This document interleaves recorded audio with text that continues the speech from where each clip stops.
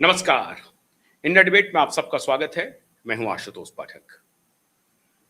मित्रों, पिछले 3-4 दिनों से 3 जुलाई को एक नोटिस आया था। उसके बाद से पावर गैलरी में बड़ा हलकान मचा हुआ है। प्रधानमंत्री यहाँ नहीं है। प्रधानमंत्री इंडोनेशिया में है, प्रधानमंत्री ऑस्ट्रेलिया में है। लेकिन भारत में पीएमओ से लेकर के विभिन्न मंत्रालयों में हलकान मचा हुआ है। हर मंत्रालय के प्राइवेट सेक्रेटरी 2 हो, 3 हो, 1 हो, 4 हो, सबके मन में भय व्याप्त हो गया है, भयाक्रांत है। अब डरे हुए हैं कि साहब किस होटल में जा रहे हैं, किससे बात कर रहे हैं, कब बात कर रहे हैं, व्हाट्सएप पे बात कर रहे हैं, सिग्नल पे बात कर रहे हैं, मैसेजिंग कर रहे हैं। अपने फोन को वो लोग रिबूट करने में लगे हुए हैं। ऐसा लग रहा है कि सारे मैसेजेस वो डिलीट कर रहे हैं जहां जिनसे जिनसे बात हो रही है। लेकिन उससे होगा होगा क्या? कुछ नहीं होगा। अगर आप सर्विलांस पर हैं, सरकार के सर्विलांस पर अगर आप हैं, तो फिर आप नहीं बचेंगे। आप इधर चले जाएं, उधर चले जाएं, दौड़ने से कोई मतलब है नहीं। मित्रों, प्रधानमंत्री कार्यालय ने ऐसी ही स्थिति पैदा कर दी है। और जब जब आपको यह लगने लगे कि आप तुर्रम खां हो गए हैं, आपको क्या, आपने तो अवलाइज कर दिया है पूरे संस्थान को, पूरी पार्टी को। जैसे ही यह गलतफहमी बलवती होने लगे, तो समझिए आपका दुर्दिन आ गया। क्यों? ऊपर कोई ऐसे आदमी नहीं बैठे हैं जो आपकी बात को सुन लेंगे। और एक बात और मैं आज कहना चाहता हूं, यह सिर्फ अभी जो ऊपर बैठे हैं उनके मामले में नहीं है। यह मामला श्रीमान अटल बिहारी वाजपेयी, जिनको आप कहते थे कि बहुत ही सौहृदय व्यक्ति हैं, लेकिन एडमिनिस्ट्रेशन में इतने मजबूत जिसका कोई हद नहीं है। और यह मैं आपको व्यक्तिगत रूप से जो अनुभव मेरे साथ जिन्होंने शेयर किया उसके हवाले से मैं कह रहा हूं। एक बार पूर्व वित्त मंत्री यशवंत सिन्हा जी गए मुलाकात करने के लिए जयललिता जी के साथ तमिलनाडु। मुलाकात हुई। मुलाकात जयललिता जी की और यशवंत सिन्हा जी की हुई। यशवंत सिन्हा जी उस वक्त वित्त मंत्री थे। दोनों की बंद कमरे में मुलाकात हुई। और मुलाकात के बाद यशवंत सिन्हा जी आ गए दिल्ली। दिल्ली आ गए तो कुछ दिनों के बाद उनकी मुलाकात वाजपेयी जी से हुई। मतलब कैबिनेट उबिनेट की मीटिंग थी और उसके बाद वो निकल रहे थे, तो वाजपेयी जी ने इन्हें बुला लिया, यशवंत सिन्हा जी को। और यशवंत सिन्हा जी को कहा कि आप जो गए थे अभी तमिलनाडु, तो वहां जयललिता जी से आपकी मुलाकात हुई। बोले जी जी मुलाकात हुई। बोला ये खबर तो आई मीडिया में कि आपकी मुलाकात हुई है, लेकिन उन्होंने कोई चिट्ठी दी थी आपको, वो चिट्ठी किधर है? तो ये हैरान हो गए, यशवंत सिन्हा जी हैरान हो गए। उन्होंने कहा कि मुझे अब वो एकदम से ऐसे सकपकाए कि मेरे और जयललिता के अलावा उस कमरे में कोई नहीं था। और जिस बात का जयललिता जिक्र कर रही थी मुझसे, वो जिक्र जयललिता प्रधानमंत्री से कर नहीं सकती। तो क्या जयललिता जी ने यह जिक्र किसी और से किया है? उनको लगा कि नहीं, ऐसी बात है वो सिर्फ मुझसे बताई थी। और फिर उन्होंने कहा कि नहीं, उन्होंने मुझे कोई पत्र तो नहीं दिया, एक पर्ची दी है। तो वाजपेयी जी ने कहा हाँ हाँ, उसी पर्ची की मैं बात कर रहा था। यशवंत सिन्हा भौचक्क रह गए, हैरान रह गए यशवंत सिन्हा। ऐसी खुफिया जानकारी अटल बिहारी वाजपेयी जी के पास। इन्हें तो मैं समझता था कि अटल जी जो हैं वो, उनको क्या लेना देना इतनी दांव पेच से, वो उनका कोई वास्ता नहीं है। ऐसा कैसे हो गया? लेकिन अटल जी ने वही किया जिसकी आशंका यशवंत सिन्हा को नहीं थी। फिर उन्होंने वो पर्ची निकाल के दे दिया। उसमें चूंकि यशवंत सिन्हा जी का कोई अपना कोई वेस्टेड इंटरेस्ट नहीं था, लेकिन वो चाह रही थी कि इस पर कुछ चर्चा हो। और सच बात तो यह है कि उस पर्ची को पूरी तरह से उन्होंने ठीक से देखा भी नहीं और उसका इवैल्यूएशन भी नहीं किया कि वो चाहती क्या। वो चर्चा जो हुई थी, वो चर्चा हमारे पास नहीं बताया गया कि वो चर्चा हुई क्या थी। लेकिन वो फाइनेंस मिनिस्टर थे तो कुछ ना कुछ वित्त से ही रहा होगा या कुछ और बात रही होगी। लेकिन वो पर्ची वाजपेयी जी ने लिया और कहा कि वो भेज दीजिएगा वो पर्ची अगर आपके पास हो। और उन्होंने भेज दिया और फिर उस पर्ची का क्या हुआ ये पता नहीं है। लेकिन जो क्रक्स ऑफ द मैटर है, इसमें खबर क्या है? खबर यह है कि फाइनेंस मिनिस्टर और जयललिता के बीच में और कोई तीसरा नहीं था उस कमरे में। फिर भी उस आदान प्रदान की खबर, और जयललिता ने वाजपेयी जी को बताया नहीं, बाद में उन्होंने कंफर्म किया, बोला नहीं मेरी कोई बातचीत नहीं हुई। तो यशवंत सिन्हा हैरान रह गए, अच्छा ऐसी भी कोई बात हो सकती है। तो इस तरह से होती है सर्विलांस सरकार में। दूसरा एक और वाकया है प्रमोद महाजन के बारे में। प्रमोद महाजन कहीं हवाई यात्रा पर निकल रहे थे और उनकी मुलाकात तय थी देश के एक सबसे बड़े उद्योगपति से। देश के उस वक्त भी और अभी भी वो बड़े उद्योगपति हैं, उनसे उनकी मुलाकात तय हो रही थी। प्रमोद महाजन जी एयरपोर्ट पहुंचने वाले थे, उनको फोन गया कि आपको फौरन से पेशतर प्रधानमंत्री जी ने बुलाया है। अब हैरान हो गए प्रमोद महाजन, कैसे कहते कि मैं मुंबई जा रहा हूं, ये जा रहा हूं, प्रधानमंत्री कार्यालय का फोन था।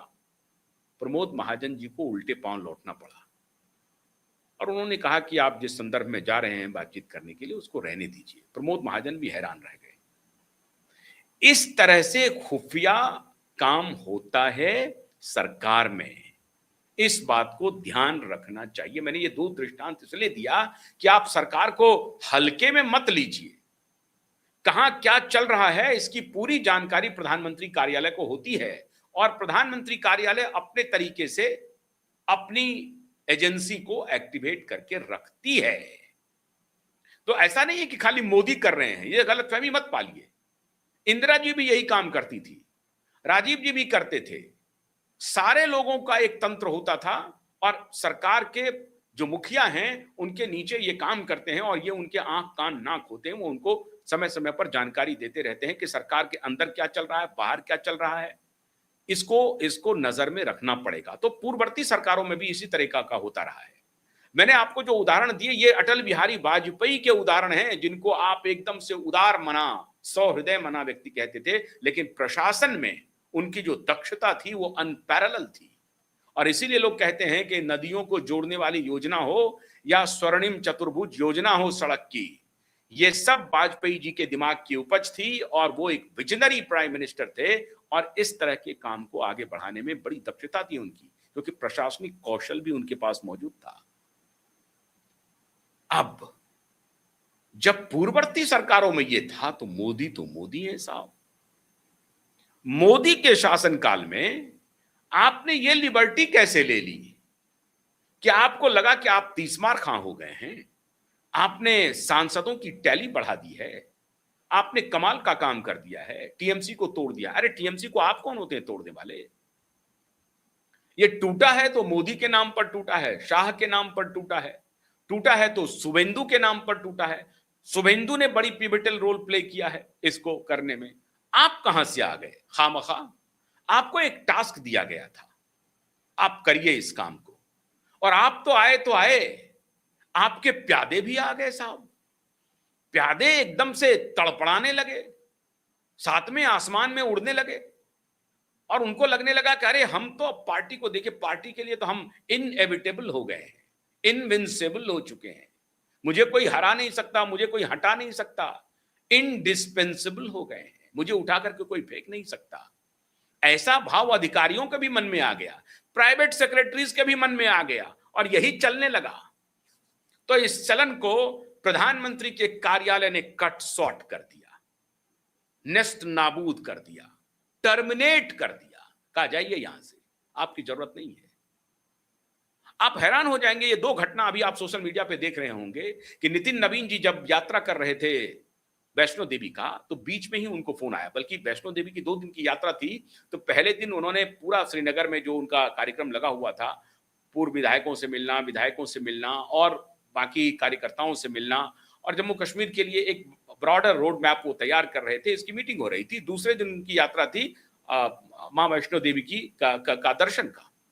लेकिन दूसरे दिन की यात्रा उनको सस्पेंड करना पड़ा, रोक देना पड़ा, उनकी यात्रा को रोकनी पड़ी और वो वापस उल्टे पांव दिल्ली भागे भागे आए। अब उनको लोग इससे जोड़ रहे हैं, नहीं, उनकी यात्रा को जो खत्म किया गया बीच में, उसका इस घटना से कोई लेना देना नहीं है, यही समझ लीजिए आप।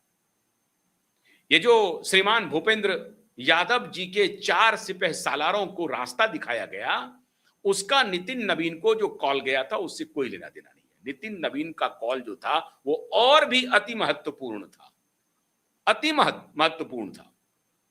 कहा कि वैष्णो देवी की यात्रा छोड़िए, जल्दी आइए, आपको लखनऊ प्रस्थान करना है। आप समझे बात को? कॉल जो गया, उस कॉल में यह था कि खाली वैष्णो देवी की तो यात्रा छोड़ ही दीजिए, आइए मां का दर्शन फिर कभी कर लीजिएगा, लेकिन खाली दिल्ली आइए और दिल्ली में नहीं रहना है, फौरन से पेशतर लखनऊ प्रवास करना है, लखनऊ का दौरा करना है। इसीलिए श्रीमान नितिन नवीन जी को फोन आया और आनन फानन में नितिन नवीन जी भागे भागे लौटे, दौड़े, दिल्ली आए और दिल्ली में एक उच्च स्तरीय बैठक हुई। उस बैठक में क्या हुआ ये किसी को नहीं मालूम है, क्योंकि ये मीडिया को ब्रीफ नहीं किया गया, लेकिन अंदर की खबर सुन लीजिए। उस बैठक में यह हुआ कि साहब आपको उत्तर प्रदेश कूच करना है, फौरन से पेशतर। अभी जो एसआईटी गठित हुई है वो अपना काम कर रही है, ट्रस्ट की मीटिंग हो चुकी है, पादुका वगैरह सब कुछ मिल गया है। चोरी का जो आरोप लगाया जा रहा था कि सोने का रामायण गायब है, पादुका गायब है, चांदी का, ये सारे चीजें अब अपने जगह पर हैं, कहीं नहीं गया है। जो चोरी का मामला है उसको देखना है, अब 3,000 करोड़ का, 2,000 करोड़ का, अब ये सब एसआईटी जो गठित हुई है वो काम करेगी। और नितिन नवीन जी को भेजा गया कि ये जो स्थिति बन रही है, संगठन, उत्तर प्रदेश की सरकार और संघ, कहीं ऐसा ना हो तीनों तीन रास्ते पर खड़े हो जाएं। इसलिए नितिन नवीन जी को फौरन से पेशतर कूच करवाया गया लखनऊ कि इस तीनों को ठीक से आप संयोजित कीजिए, ये आपकी जिम्मेदारी है। संगठन किसी तीसरे रास्ते पर ना चल पड़े, वो कोई अनर्गल बयान ना दे दे राम मंदिर के मामले में, सरकार का कोई मंत्री कुछ ना बोल दे और संघ का कोई सिपह सालार ना कुछ बोल दे, ट्रस्ट का कोई सिपह सालार ना कुछ बोल दे। उलूल जुलूल की सारी बातों पर अविलंब विराम लगा दीजिए, जाकर के संदेश दे दिया गया। एसआईटी अपना काम कर रही है, एसआईटी जांच करेगी, एसआईटी जांच के बाद जो भी उसके लिए गुनहगार होंगे, कड़ी से कड़ी सजा होगी, कार्रवाई होगी, इस पर पार्टी कोई समझौता नहीं कर सकती। लेकिन इस एक प्रकरण के माध्यम से पूरे संघ को आप बदनाम कर दें, संघ को चोर बना दें, ये ठीक नहीं है। निर्देश साफ था कि संघ किसी को बचाएगा नहीं, लेकिन संघ के ऊपर कोई आक्षेप आना नहीं चाहिए, संघ को भी बचाना है। संघ को अगर आप इस पूरे आग में झोंकने की कोशिश करेंगे जिससे उनका कोई लेना देना नहीं है दूर दराज तक, तो जो आरोपी हैं उन आरोपी की वजह से पूरा संघ नप जाए, ये ठीक नहीं है। अब इस डैमेज कंट्रोल को, इस जो डैमेज हुआ है उसको कंट्रोल करना है। इसके ट्रबल शूटर के रूप में नितिन नवीन जी को टास्क दिया गया कि आप फौरन से पेशतर कूच करिए लखनऊ। वक्त नहीं है, वक्त गंवा देंगे तो ठीक नहीं होगा। प्रधानमंत्री लौटने वाले हैं विदेश दौरे से और उसके पहले यह कार्य हो जाना चाहिए, परिस्थिति बदल जानी चाहिए, कोई अनर्गल बयान ना आवे, एक दूसरे पर अटैक ना हो। तो एक पेज पर आकर के सरकार, संघ और पार्टी तीनों एक पेज पर काम करे, संघ को बदनामी ना झेलनी पड़े और संघ के जिन लोगों के ऊपर आरोप लग रहा है उसको आरोप मुक्त भी न किया जाए अगर वो वाकई में आरोपी हैं। तो ऐसा नहीं हो कि भाई पॉपुलर सेंटिमेंट अगर कुछ कह रहा है तो निर्दोष को भी आप फंसा दें, निर्दोष अपने किसी कारण बस किसी तरीके से वो फंस गए हों, ऐसा भी नहीं होना चाहिए। ये संदेश था श्रीमान नितिन नवीन जी के लिए कि सरकार, संघ और पार्टी तीनों को एक पेज पर लाना है और फौरन कूच करिए लखनऊ। ये सबसे अधिक महत्वपूर्ण है। और इस बीच में ये साफ साफ संकेत चला गया श्रीमान भूपेंद्र यादव जी को, आपके यहां इतनी बड़ी गलती हो रही है, बड़े बड़े डील लीक हो रहे हैं, फाइल्स लीक हो रहे हैं, इसको आप फौरन से पेशतर कंट्रोल कीजिए, वो सातवें आसमान में घूमने लगे हैं। और इसकी शुरुआत हुई उसी समय से, हालांकि कहा जा रहा है पावर गैलरी में कि कुछ तो सूचना बहुत पहले से थी, लेकिन पश्चिम बंगाल के चुनाव तक उसे इंतजार किया गया। पश्चिम बंगाल चुनाव तक वो इंतजार कर रहे थे कि नहीं अभी एक विशेष टास्क पर है। उस दौरान ही पीएमओ को भी इसकी जानकारी थी कि ये लोग कुछ खेल कर रहे हैं, इनके खेल को हमें रोकना पड़ेगा, ये दूसरे रास्ते पर चल रहे हैं, लेकिन तब तक उनको कोई एक्शन नहीं लिया गया। और जैसे ही पश्चिम बंगाल का चुनाव खत्म हुआ और उसके बाद ये प्रकरण वगैरह सब हुआ, उसके बाद ये लोग तो लग रहे थे कि हम तो बच गए जी, निकल गए जी। डॉजियर तैयार था बहुत पहले से, ऐसा नहीं है कि एक दिन में आया और फौरन से पेशतर डिसीजन हो गया, बिल्कुल नहीं। जब प्रधानमंत्री कार्यालय या डिपार्टमेंट ऑफ अपॉइंटमेंट जो है ये सारा जब कार्रवाई करता है तो एक एक व्यक्ति का डॉजियर तैयार करता है। मान लीजिए 24 साल से 20 साल से जो भूपेंद्र यादव के साथ थे तैयार, इतने दिन से जो साथ में थे, उनका अपना एक क्रेडिबिलिटी होगी, तो उनका बिना भूपेंद्र यादव को कॉन्फिडेंस में लिए गया। ध्यान से सुनिए, भूपेंद्र यादव को कोई सूचना नहीं दी गई, इंडिपेंडेंट इंटेलिजेंस ने इंक्वायरी रिपोर्ट आकर के दे दी पीएमओ को, और फिर पीएमओ के तरफ से गाज गिर गई। और अब भूपेंद्र यादव को तो यह तक पता नहीं था कि यह होने वाला है, कोई जानकारी नहीं थी, कोई जानकारी नहीं थी। और कई सारे प्रकरण में इनकी भूमिका आ रही है, कई सारे प्रकरण में कुछ चीफ मिनिस्टर के साथ हो रहा है, कुछ बड़े बिजनेस घरानों के साथ डीलिंग की खबर चल रही है, कुछ नेताओं के साथ चल रही है, पश्चिम बंगाल का भी प्रकरण है, बहुत सारी बातें हुई हैं इस बीच में, बहुत सारी। तो सबका डॉजियर तैयार होकर के पीएमओ चला गया। मोदी समझौता नहीं कर सकते, जब तक पकड़ में नहीं आ रहे हो तो बचे हुए हो, कोई बात नहीं है। देखिए इसके पहले भी हस्तांतरण हुआ था, कई मिनिस्ट्री में हुए हैं, लेकिन उनको एक रूटीन हस्तांतरण के रूप में हुआ है। एक साथ चार चार को हटा देना, यह हटाना नहीं है, यह संदेश है संपूर्ण एडमिनिस्ट्रेशन को, सभी मंत्रालय को, कि अपने अधिकारियों को चाक चौबंद कर दो। इधर उधर करप्शन में, भ्रष्टाचार में, डीलिंग में, फिक्सिंग मिक्सिंग में कहीं अगर पाए गए तो रवाना कर दिए जाएंगे। वरना आप एक बात बताइए, एक पॉलिटिकल एडवाइजर है, वो बेचारा सुबह शाम वो लोगों का ये करता है कि भाई आप मिलना चाहते हैं, आप मिलना चाहते हैं, जी साहब जी साहब। इतना भर से अगर रहता तो मोदी को कुत्ता काट लिया है क्या, इतना बड़ा एक्शन ले लेगा? उनको नहीं मालूम है कि इससे जग हसाई होगी हमारी, कुत्ता काट लेगा क्या? क्यों करेगा एक छोटे अधिकारी को, एक एडिशनल प्राइवेट सेक्रेटरी लेवल के अधिकारी को, एडिशनल पीएस को? क्या है जरूर, क्या क्या क्या जा रहा है?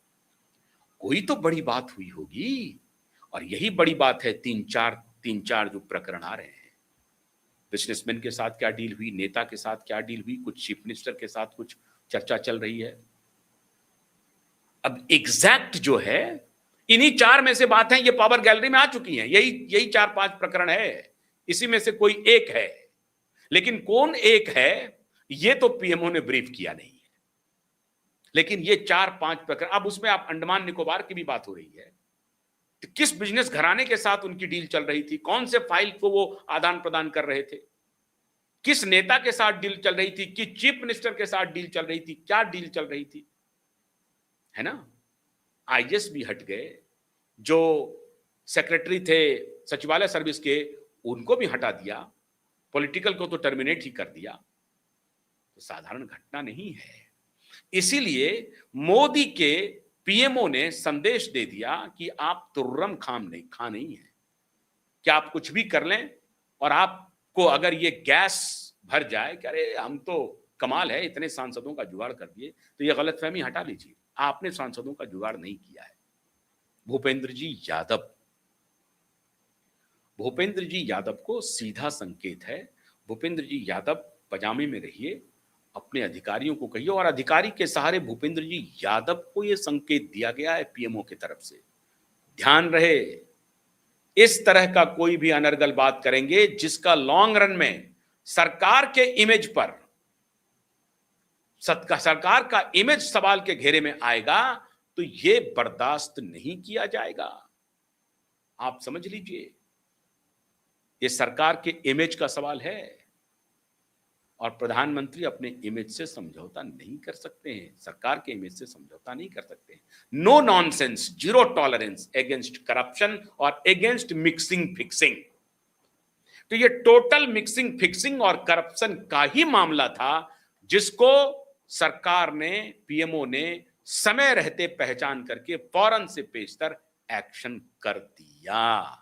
ये कोई प्रेम मोहब्बत में इधर से उधर नहीं हुआ है और इसके पीछे कुछ भी नहीं है, रूटीन है, ये भी नहीं है, स्पष्ट है।